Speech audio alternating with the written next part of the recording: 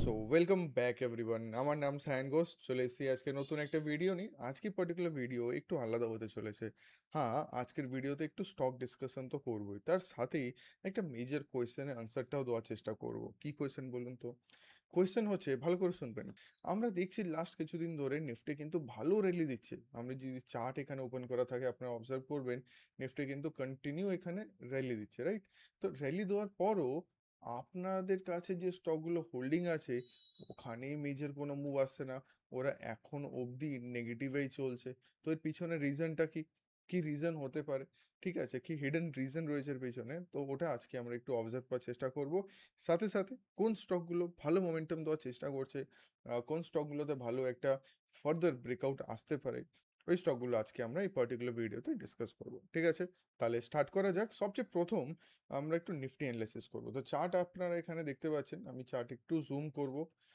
Nifty যদি আমরা দেখি, লাস্ট উইকে ডিসকাশন আপনাদের কি বলেছিলাম, কি এক্সপেক্টেড আছে যদি এই হাইটা ব্রেকআউট না করে মার্কেট আর একটু সাইডওয়েজ যেতে পারে। তো এক্স্যাক্টলি তাই হলো, 3 দিন মার্কেট পুরোপুরি সাইডওয়েজ গেল। যদি আমি জুম করে দেখাই আপনাদেরকে, সেটা হচ্ছে Monday, Tuesday, Wednesday sideways in the sense যে রেঞ্জ ছিল হাইয়ের, আর এইদিকে একটা সাপোর্ট লেভেল, মার্কেট তার মধ্যেই থেকেছে। অন থার্সডে মার্কেট একটা আপসাইড মোমেন্টাম দেয়, কিন্তু ফ্রাইডেতে আবার নিচের দিকে চলে আসে।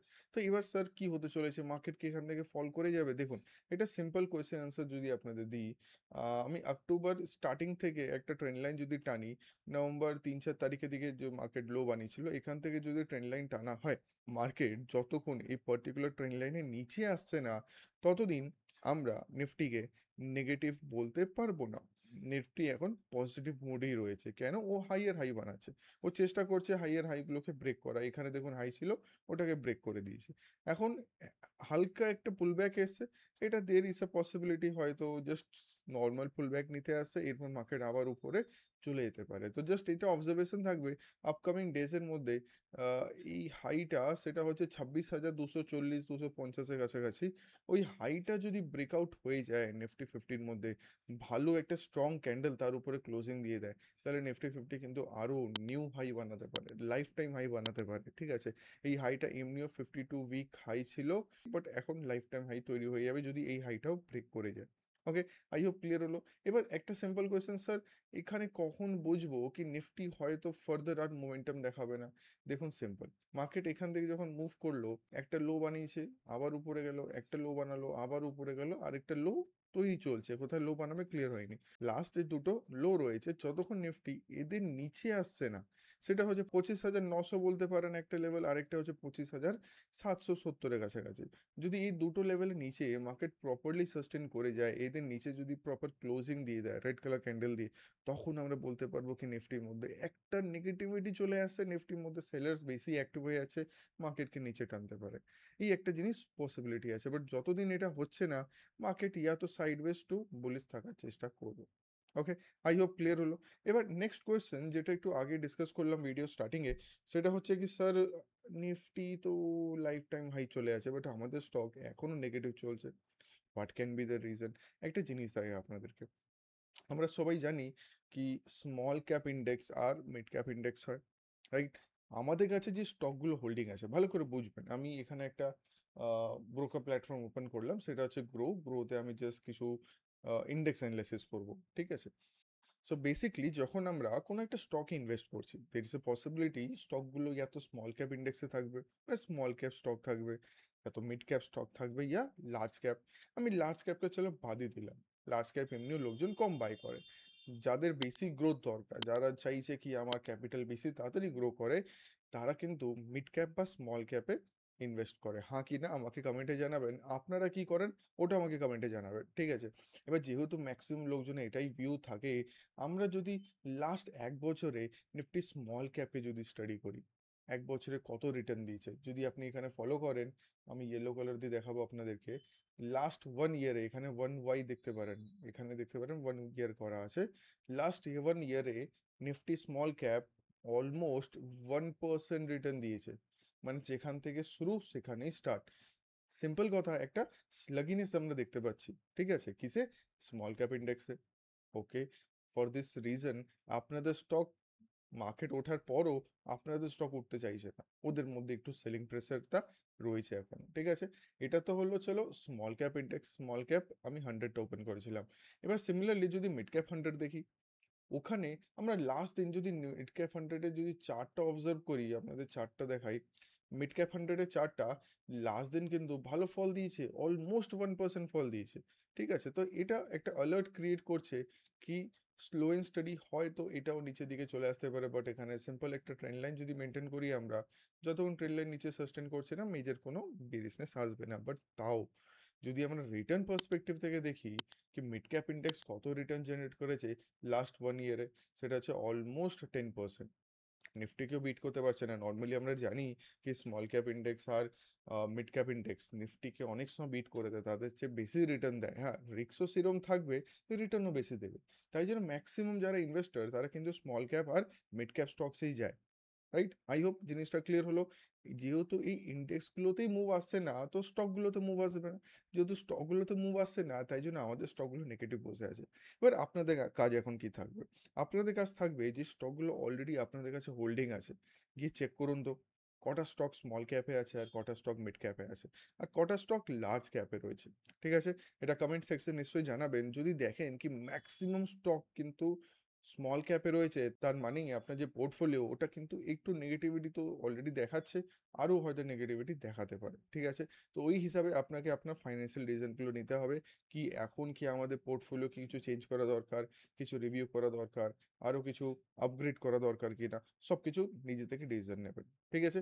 আই হোপ জিনিসটা ক্লিয়ার হলো, মেন রিজনটা বুঝতে পারলেন কেন এই জিনিসগুলো হচ্ছে। এবার নেক্সট আমরা যদি নিফটিতে ফিরে আসি, নিফটি যদি আপকামিং ডেজের মধ্যে রিসেন্ট হাইটা ব্রেক করে দেয়, তার মানে একটা বুলিশ মোমেন্টাম যদি কন্টিনিউ রাখে, তাহলে কোন স্টকগুলোকে আমরা আমাদের ওয়াচ লিস্টে রাখতে পারবো?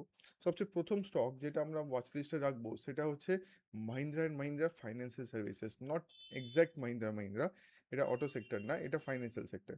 আমরা যদি এটাকে উইকলি টাইম ফ্রেম ওপেন করি, আপনি জাস্ট এখানে দেখুন, হাই ছিল অলমোস্ট 335 337 কাছাকাছি, লাস্ট উইকে বা লাস্ট ডেতে আমরা দেখতে পারি মার্কেট কিন্তু অনেকটা উপরে ক্লোজিং দিয়েছে, পার্টিকুলার স্টকটা 342 কাছাকাছি ক্লোজ দিয়েছে। ডেলি টাইম ফ্রেম যদি যাই, লাস্ট ক্যান্ডেলটা একটু শুটিং স্টার টাইপ ক্যান্ডেল দিয়েছে, পসিবিলিটি আছে কি হালকা মার্কেট নিচে এসে রিটেস্ট করে ইয়া পুল ব্যাক নিয়ে ফার্দার আপসাইডে চলে যেতে পারে, ঠিক আছে, টাইপ অফ দিস সিনারিও, ঠিক আছে। এখন আপনাদের অবজারভেশন থাকবে, আমরা তো স্টকগুলোকে অলরেডি আমাদের ওয়াচ লিস্টে রাখবো, আপনাদের কাছে সেম রিকোয়েস্ট, আপনারাও চাইলে আপনাদের ওয়াচ লিস্টে রাখতে পারেন। একদম এখানে স্টক ডিসকাশন করা মানে এটা না কি কালকে গিয়েই আমি বাই করে নেবো, মানডেতে মার্কেট ওপেন হলো চোখ বন্ধ করে বাই করলাম, প্লিজ এই কাজগুলো করবেন না। অবজার্ভ করবেন, যদি কোনো স্টক বাইং অপরচুনিটি দেয় তাহলে গিয়ে বাইং করবো। কিরম অপরচুনিটি আসতে পারে? ফর এক্সাম্পল দুটো লেভেল এখানে বানাচ্ছে, সেটা হচ্ছে 333 কাছাকাছি, আর একটা লেভেল যদি অবজার্ভ করি এটা হচ্ছে 322 কাছাকাছি, ঠিক আছে। তো 10 টাকা রেঞ্জ এখানে অলমোস্ট আছে। এখান থেকে মার্কেট যদি রিভার্স করে তাহলে একটা অপরচুনিটি, মার্কেট যদি নিচে এসে সাপোর্ট নিয়ে আপসাইড যাওয়ার চেষ্টা করে তাহলে একটা অপরচুনিটি হতে পারে, ঠিক আছে। আই হোপ ক্লিয়ার হলো কোন অপরচুনিটি কথা বলছি আমি, ডাইরেক্ট কিন্তু কোনো টাইপ অফ রিকমেন্ডেশন দিচ্ছে না, এটা পুরোপুরি আপনার ফাইন্যান্সিয়াল ডিসিশন হবে কি আপনি কোনো স্টকে ইনভেস্ট করলে কত ইনভেস্ট করবেন আর কেন ইনভেস্ট করলেন, এটা কিন্তু আপনার কাছে আনসার হওয়া উচিত, ঠিক আছে। চলো এবার চলে আসবো আমাদের নেক্সট স্টকে। নেক্সট স্টক হচ্ছে এনএচ, আমাদের খুব প্রিয় স্টক, এটাকে সবসময় আমরা ওয়াচ লিস্টের মধ্যে রাখি। এবার এটা কেন প্রিয় এটা অবজার্ভ করুন। হিস্ট্রি দেখাবো, এখন প্রেজেন্টটা একটু পরে দেখাচ্ছি, হিস্ট্রি দেখাবো। আমি একে প্রায় লাস্ট 2-3 বছর থেকে ট্র্যাক করছি, জাস্ট এখানে ফলো করবেন। এই পার্টিকুলার স্টকটা এটা হিস্ট্রি যদি বলি সবসময় চেষ্টা করে একটু সাইডওয়েজ যায়, একটু কনসলিডেট করা। কনসলিডেশনের পর যখন ব্রেকআউট আসে তখন ভালো মুভমেন্ট দেয়, আবার কনসলিডেশন রিপিট হয় এখানে। আমি যদি এখানে চলে আসি, দেখুন মার্কেট এখানে আগেন রেঞ্জ বাউন্ড মানে কনসলিডেশন, আগেন উপরে গেল, আগেন কনসলিডেশনে আটকালো, ফার্দার যখন মুভমেন্ট আসে রিসেন্ট হাই ব্রেক করে, লাইফ টাইম হাই ব্রেক করে, দেন কন্টিনিউ র্যালি এর মতো দেখা যায়। স্টকের দাম চলছিল অলমোস্ট 825 800 কাছাকাছি, এখান থেকে র্যালি দিতে দিতে দিতে দিতে ও 1000 পার করে যায়, 1000 পার করে, এটা ছিল আই থিঙ্ক 2023-এর কথা, 1000 থেকেও চলে আসে 1400, মানে অলমোস্ট 70-80% এখানে গ্রো হয়ে যায় কোম্পানিটা 2024-এ, ঠিক আছে। আরও অবজার্ভ করুন কতদিন ধরে সাইডওয়েজ গেলো, এখানে যদি আমি সাইডওয়েজ রেঞ্জ বানাই অলমোস্ট, দাঁড়া এখানে বলে দিই, 16ই ফেব্রুয়ারি মানে ফেব্রুয়ারি 2024 থেকে অলমোস্ট এটা 1 বছর মানে ফেব্রুয়ারি 2025 অব্দি ফুল সাইডওয়েজ ছিল। আগেইন দেখুন এখানে র্যালি শুরু হয়, স্টকটা কিন্তু এখান থেকে যেখানে দাম ছিল 1400 টাকা, ও হাই বানায় প্রায় 2600, 2400 টাকা বলতে পারেন, তো অলমোস্ট 100%।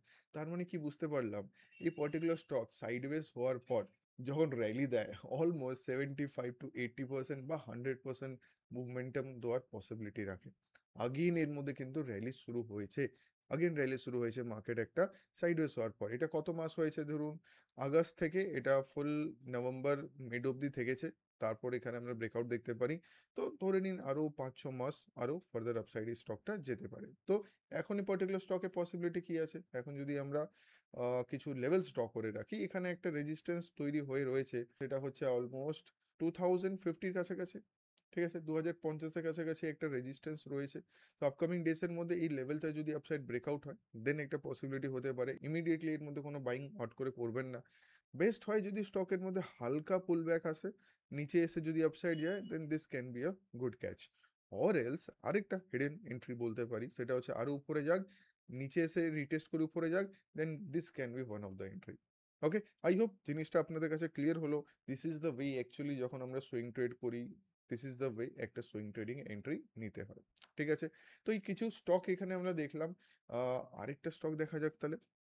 ওকে, ফার্দার স্টক দেখার আগে যদি ভিডিওটা ভালো লেগে থাকে, যদি ভিডিওতে কোনো ইনফরমেটিভ লেগে থাকে, প্লিজ ভিডিওটা লাইক করবেন, সাবস্ক্রাইব করবেন, আর কমেন্টে নিশ্চয়ই জানাবেন যে কোয়েশ্চেনটাকে জিজ্ঞেস করলাম কি আপনাদের পোর্টফোলিও কি এখনও নেগেটিভ আছে। যদি থেকে থাকে আমাকে কমেন্টে জানাবেন, কেন থেকে থাকে আই থিঙ্ক আনসার পেয়ে গেছেন। ওটাও চেক করে বলবেন কি কটা স্টক আছে যেগুলো আপনার স্মল ক্যাপের মধ্যে রয়েছে, আর কটা স্টক আছে যেগুলো মিড ক্যাপে আছে, পার্সেন্টেজ ওয়াইজ জানান, তাহলে আমরা দেখতে পাবো কি ওভারঅল সবার অ্যাকচুয়ালি কি চলছে। ঠিক আছে, চলুন এবার তাহলে আমরা দেখে নেবো আমাদের নেক্সট স্টক। নেক্সট স্টক হচ্ছে টিবিও টেক। এবার যদি প্রাইস অ্যাকশন ওয়াইজ দেখি, স্টকটা কিন্তু অনেক দিন ধরে একটা ট্রেন্ড লাইনে চলছিল, রাইট? অনেক দিন ধরে একটা ট্রেন্ড লাইনে চলছিল, ডাউন ট্রেন্ড ডাউন ট্রেন্ড, চেষ্টা করছিল একটা ট্রেন্ড লাইনকে ব্রেক করা। রিসেন্টলি লাস্ট 2 দিনে থার্সডেতে আর ফ্রাইডেতে মার্কেট কিন্তু একদম রেজিস্ট্যান্সের উপরে কিন্তু সাস্টেন করেছে। মনে পড়ছে একটা প্যাটার্ন যেটা একটু আগে দেখালাম, এনএচ এর মধ্যে consolidation and breakout. There is huge possibility যখন এরম টাইপ অফ প্যাটার্ন আসে যেখানে মার্কেট একটা ট্রেন্ড লাইন ব্রেক করছে, সাথে সাথে একটা রেজিস্ট্যান্স ব্রেক, একটা কনসলিডেশন ব্রেক, এরপর 70 to 80% অফ দ্য টাইম যে স্টকগুলো ব্রেকআউট দেয় ও কিন্তু ভালো র্যালি দিয়ে দেয়। দের ইস এ হিউজ পসিবল চান্স কি এই স্টকটা কিন্তু আরও আপসাইডে মোমেন্টাম করতে পারে। তো এখন দাঁড়িয়ে কি করা দরকার, এখন যে স্টকটাকে ওয়াচ লিস্টে রাখুন, আপকামিং ডেসের মধ্যে স্টকটা যদি একটু নিচে এসে, ইয়া ধরুন প্রপার একটা সবুজ কালার ক্যান্ডেল বানিয়ে আপসাইড যাওয়ার চেষ্টা করে, দেন আপনি জানেন এখানে কি করা যেতে পারে। বাট প্লিজ সবাইকে একটা জিনিস বলে দিই, যদি কোনো স্টকে কোনো ইনভেস্টিং করছেন, প্লিজ একটা স্টপ লস মেনটেন করবেন। ঠিক আছে, যখনই আপনি বাই করছেন স্টপ লস দুভাবে মেনটেন করা যায়, আপনার রিস্ক হিসাবে কি আপনি কত রিস্ক নিতে পারেন ওই হিসাবে একটা স্টপ লস। অরেলস দেখ চার্টে দেখবেন কি লাস্ট লো কোথায় বানিয়েছে। ফর এক্সাম্পল এখানে একটা পসিবল স্টপ লস রয়েছে, কি বললাম, এখানে একটা possible stop loss just because last low, যেটাকে সুইং লো বলা হয়। ঠিক আছে, in case of price action আপনি বলতে পারেন হাইয়ার লো, এখানে একটা লো, এখানে একটা লো, এখানে একটা লো, দিস অল কল হাইয়ার লো, এটাকে আমরা হাইয়ার লো বলবো। তো লাস্ট যে হাইয়ার লো ছিল তার নিচে স্টপ লস সিম্পল ফর্ম্যাটে আমরা বসাতে পারি। আগেন আপনাদের রিজন থাকবে, যদি কোনো প্রপার ক্যান্ডেল পেয়ে যাই তাহলেই কিন্তু এখানে কোনো ইনভেস্টিং কোনো রিজন হতে পারে। ঠিক আছে, তো এটা ছিল আমাদের থার্ড নাম্বার স্টক। চলে আসবো আমাদের লাস্ট স্টকে। যেরকম বললাম, ভিডিও যদি ভালো লেগে থাকে একদম লাইক করবেন, সাবস্ক্রাইব করবেন, আর কমেন্টে জানাবেন কেমন লাগলো আজকের ভিডিওটা। আচ্ছা, লাস্ট স্টক চলে আসবো, সেটা হচ্ছে হেলথ কেয়ার একটা স্টক, সেটা হচ্ছে কি জোটা হেলথ কেয়ার লিমিটেড। ঠিক আছে, একটু হিস্ট্রি দেখায়, স্টকটা কন্টিনিউ আপ ট্রেন্ড হয়ে রয়েছে, just like NH, just like NH. দেখুন ও কি করে, একটু কনসলিডেশন ফেজে যায়, আবার মুভমেন্ট, আবার কনসলিডেশন ফেজ, আবার মুভমেন্ট, আবার কনসলিডেশন ফেজ, আবার মুভমেন্ট, আবার কনসলিডেশন ফেজ, উপরে গিয়ে আবার রিটেস্ট নিল, আবার আপসাইড মুভ করে গেল। তো এই জিনিসটা কিন্তু ম্যাক্সিমাম স্টকে হয়, বাট সব সময় আমরা কিন্তু খুঁজে পাই না। দেখুন আবার এই স্টকটা কিন্তু কি করছে, রিসেন্টলি আবার কনসলিডেশন ফেজ থেকে নিজেকে বের করার চেষ্টা করছে, একটা ভালো ব্রেকআউট দেওয়ার চেষ্টা করছে। আমি যদি এখানে ভলিউম তো এখানে নেই, যদি আমরা এখানে ফলো করি, ভালো একটা গ্রিন কালার ক্যান্ডেলস্টিক এসে, হ্যাঁ দেখলে এটা কিন্তু একটা প্রপার শুটিং স্টার মনে হচ্ছে। অ্যাজ পার শুটিং স্টার ও লো ব্রেক করলে কিন্তু মার্কেট সেলিং আসবে, সবাই এটাই ভাববে। কিন্তু মোস্ট পসিবল চান্স কি স্টকটা হালকা নিচে এসে যদি চলে আসে নিচে দিকে, সাপোর্ট নিয়ে আবার রকেট মুভ দেবে ওয়েবসাইটে। তো এই স্টকটা কিন্তু আমরা অলরেডি দেখছি ভালো কিন্তু একটা মোমেন্টাম দিয়ে যাচ্ছে, কন্টিনিউ বুলিশনেস রয়েছে। আশা করছি আরও আপসাইড যেতে পারে। তো টেকনিক্যাল ওয়াইজ স্টকটা কিন্তু খুব বেটার মনে হচ্ছে। আপনাদের যদি প্রপার লেভেল চলে আসে, যদি স্টকটাকে ওয়াচ লিস্টে রাখেন, আপনাদের স্ট্র্যাটেজি ওয়াইজ যদি এর মধ্যে কোনো এন্ট্রি আসে, মিস করবেন না। যদি কোনো এন্ট্রি আসে প্লিজ ডোন্ট মিস। আচ্ছা, যদি এর মধ্যে ধরুন কোনো এন্ট্রি চলে আসে, তো what can be the stop loss level as per present market condition? এখানে একটা স্টপ লস লেভেল হতে পারে, ঠিক আছে? এই যে লাস্ট লো ছিল, এখানে একটা স্টপ লস, এন্ট্রি ডিসকাস করছি না, বাট ব্যাকআপটা রেডি থাকতে হবে, যদি ফেল করে তাহলে কি করব। তো অলমোস্ট এই লেভেলে একটা স্টপ লস আমরা মেনটেন করতে পারি, ঠিক আছে? আই হোপ আজকের ভিডিওটা ভালো লেগেছে। এখানে জাস্ট আমি 4টে স্টক ডিসকাস করলাম, আর এটাও ডিসকাস করলাম কি কেন আপনাদের যে স্টকগুলো রয়েছে পোর্টফোলিওতে ওইগুলো নেগেটিভে চলছে, ঠিক আছে? আশা করি ভিডিওটা ভালো লেগেছে। আবার দেখা হবে নতুন একটা ভিডিওতে। Thank you very much.